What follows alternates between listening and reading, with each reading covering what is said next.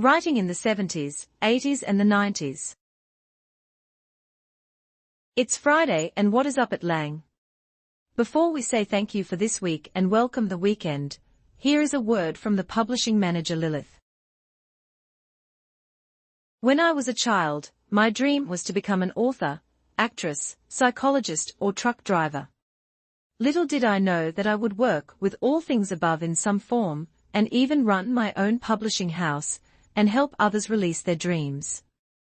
I was born in the 70s and grew up in the 80s and early 90s. In those days there was no internet, no social media, no computer. My scripts were written by hand or on my typewriter. Often first by hand and then I wrote everything again on the typewriter. My father bought a computer for his office, very early after the home computer was available. It was so expensive, he used his entire savings. We, the children, were not allowed to use it. We didn't mind, because what fun can a computer possibly be? Later when I was over 20 years old he allowed me to write on it, and I could even print out my text on a slow and very loud printer, with blue ink. The sheets were almost 60 centimeters wide, and when you wrote you needed to manually press enter, to write on the next line. Often I missed that. I was in a flow of writing and didn't remember to press enter, so the line of words disappeared into the abyss.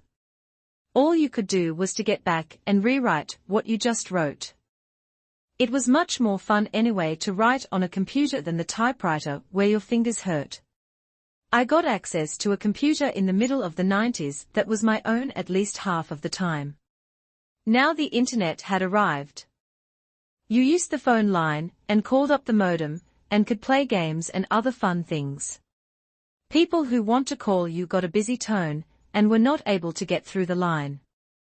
That could be very frustrating sometimes. Especially when you forgot to log out when you left the computer. Nothing of that got my attention.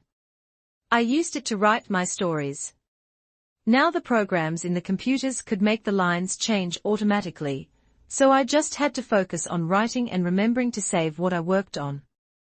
I sometimes wrote and sometimes the power went out, or the computer crashed.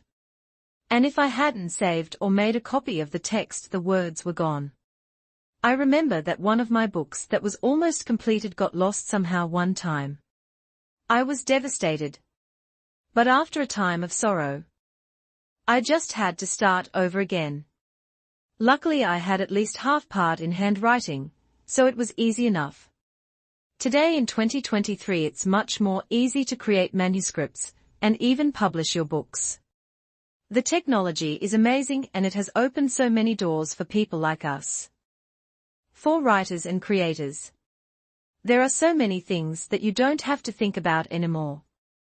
But now there are more things distracting us instead.